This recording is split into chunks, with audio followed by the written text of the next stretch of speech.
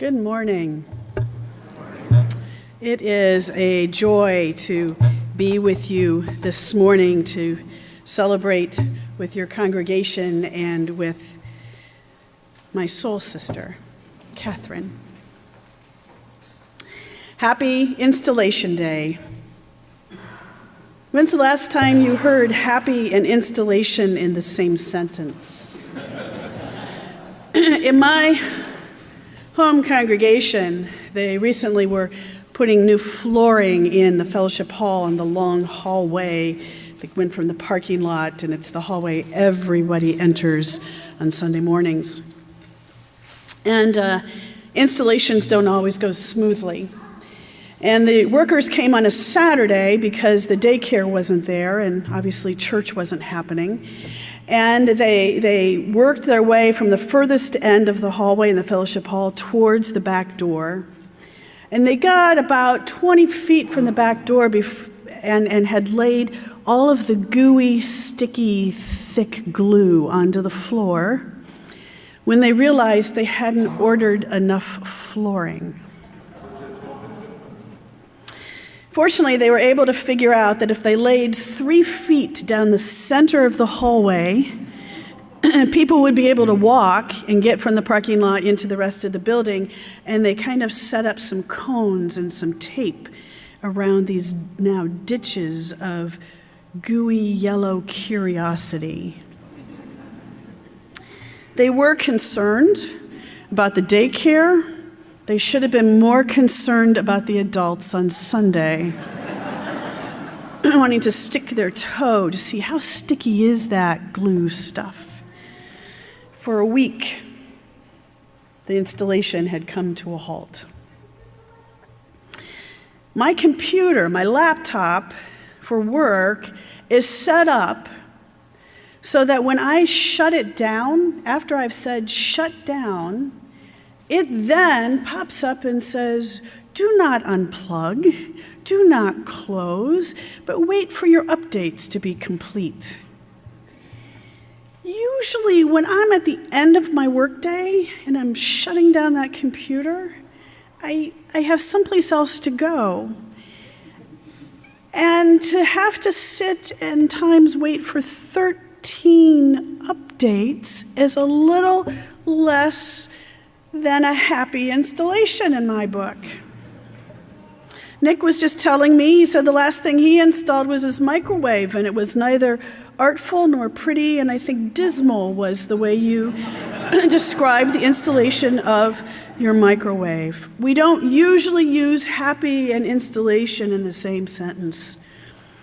Like the gospel lesson today, any installation, any time we are trying to put people or things into their proper places, no matter how foolproof the plan, no matter if everybody knows what they're supposed to do and when they're supposed to do it, things are going to perhaps go wrong.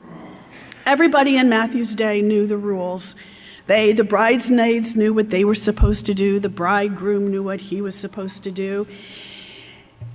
And yet we're told very early in the story that 5 of the bridesmaids were foolish and 5 were wise. They were to wait. They were to prepare. They were to be ready. And then all they had to do was wait. They were so relaxed and self-assured about their role that when they got tired, they all took a nap. The bridegroom was later than expected. I think that the wise bridesmaids were like farmers' insurance, and perhaps they had seen a thing or two in their lifetimes, and they had an extra flask of oil. It is this one piece that differentiates between the two group of women, the amount of fuel they had on hand. The foolish were desperate, and the wise shared their bit of advice. They knew where late at night you could go to get more oil. Thomas Stegman suggests that the foolish bridesmaids are symbolic of those who follow Jesus in name only.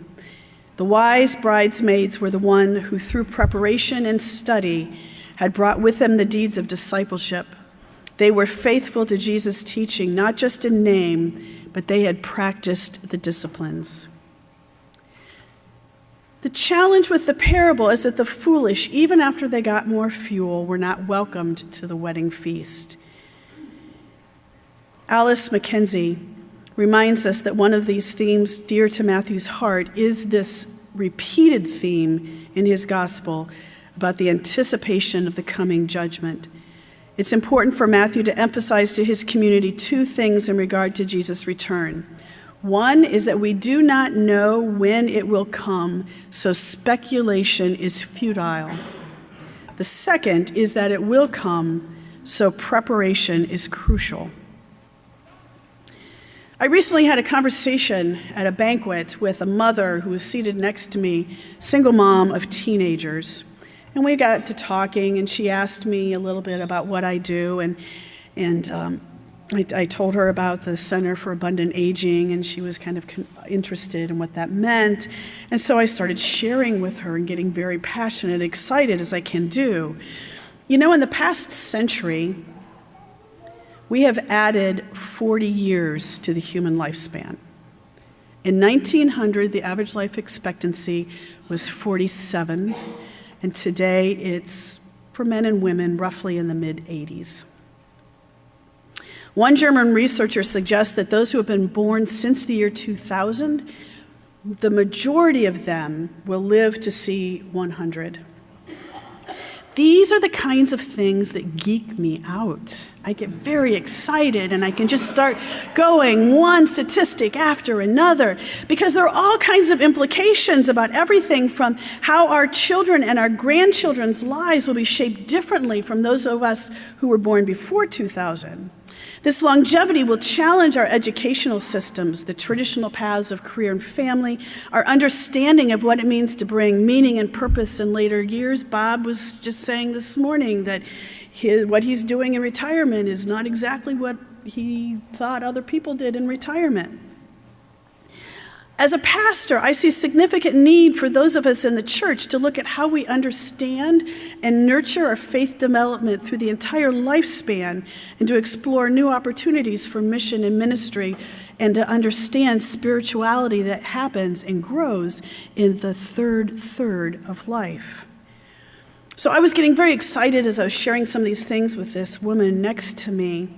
Now, I know that not everyone who hears these things, that they get as excited as I do, and I've seen people roll their eyes, and I've seen people be very skeptical. I know that inwardly they just kind of tune me out. What I did not expect was the reaction of this single mother. After politely listening, she shared that she didn't think these things were important, because her 13 and 15-year-old children are convinced that the end of the world is going to happen within their lifetime. Global warming, political unrest, social injustices, all of them are so overwhelming for her children, she does not think that they even anticipate that they will reach adulthood. So why would there be any need for her or anyone else to consider the implications of preparing for 7, 8, 9, 10 decades of life? Kate Huey, UCC pastor in Cleveland, says that today we are 2,000 years of delay later than Matthew's day, and our questions may be just as pressing. What are we to do? What does ready look like for people of faith? When will things change? What is God going to do about the mess we're in? When will our enemies get what they deserve? We can't just help ourselves any more than they could thousands of years ago. We even have to wonder, unlike any generation before us, if we ourselves will bring an end to the earth, or at least to life upon it. And yet, if we're realistic with ourselves, this is not a new fear. In my generation, there were moments when I experienced utter despair because I was convinced that a nuclear bomb was going to destroy us all. Perhaps in your generations, you who experienced World War II or Vietnam may have had similar fears that the end was inevitable and that we would bring it on ourselves. So my question to you is, what is it that kept hope alive in your generation? What was it that motivated you to be ready, to continue to practice the disciplines of your faith, to continue to grow, to be prepared to nurture and to share hope with the generations that have come after you?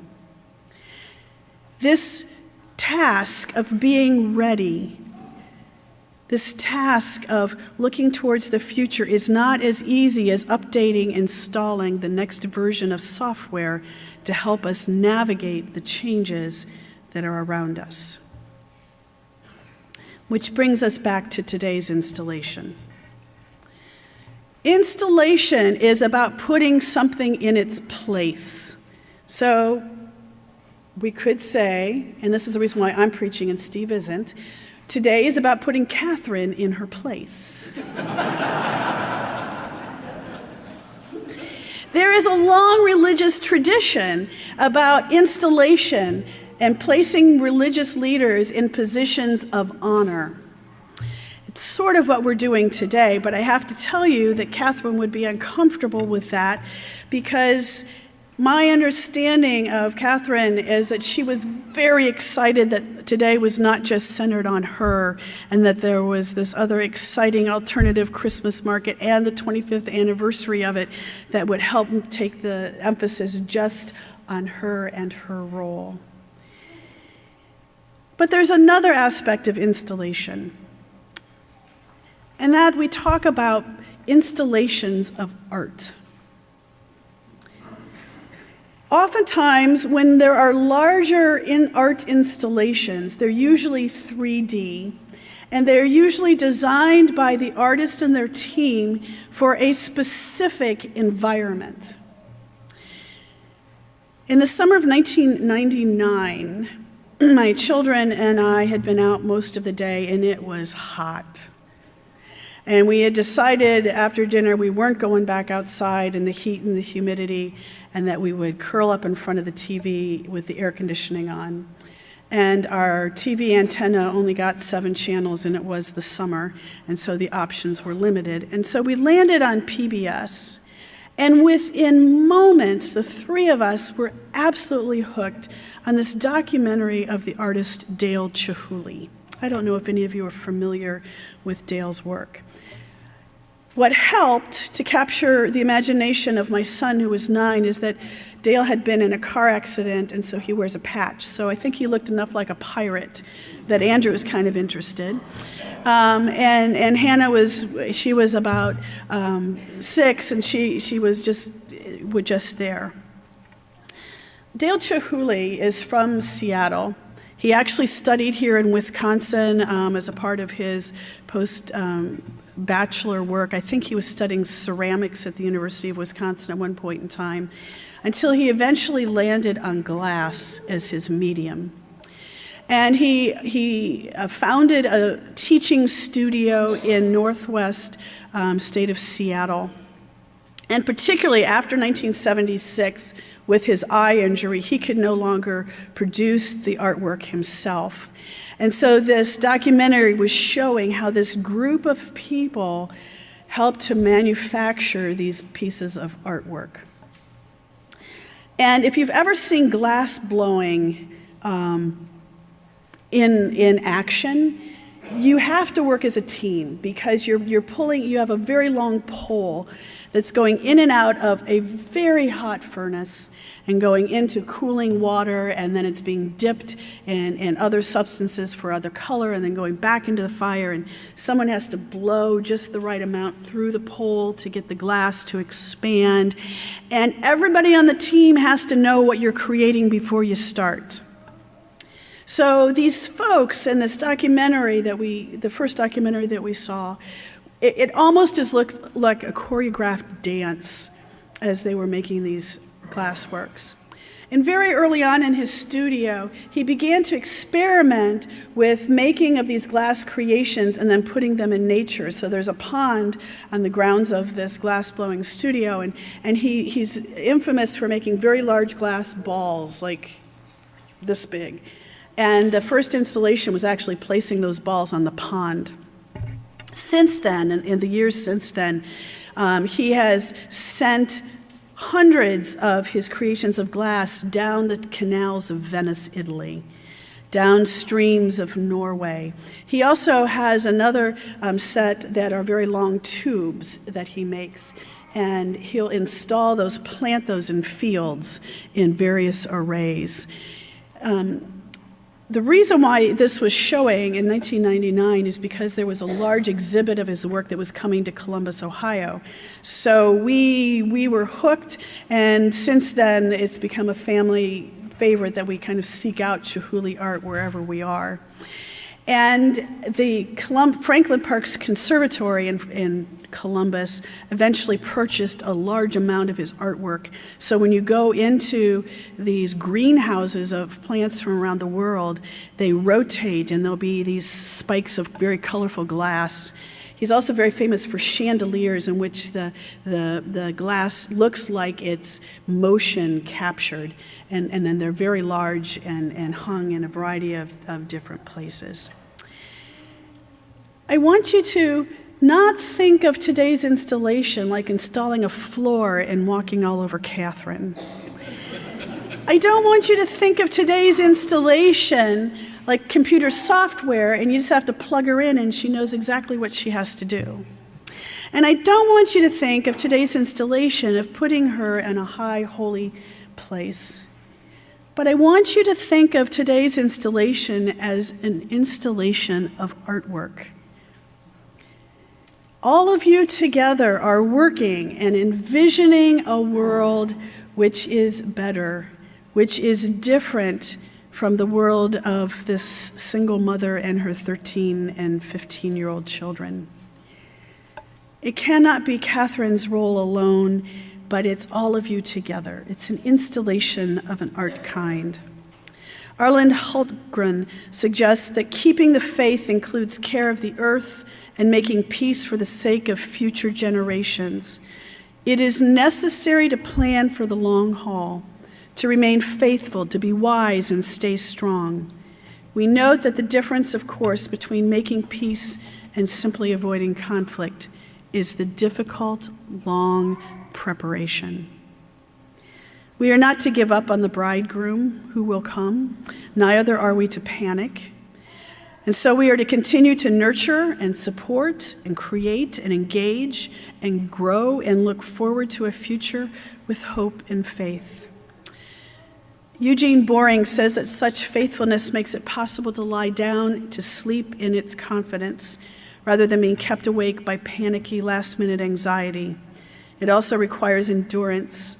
Being a peacemaker for a day is not as demanding as being a peacemaker year after year when the hostility breaks out again and again and the bridegroom is delayed. No wonder we're tempted to yearn for a sudden intervention when God takes care of everything. And so today, you install Catherine as your pastor of congregational life and mission. And it seems to me that you are welcoming her into your vision as a congregation of this art of making faithful disciples. And I love you, Catherine, and I am so jealous of this congregation and pleased that together you will continue to grow and to continue to further the Church of Jesus Christ. Amen.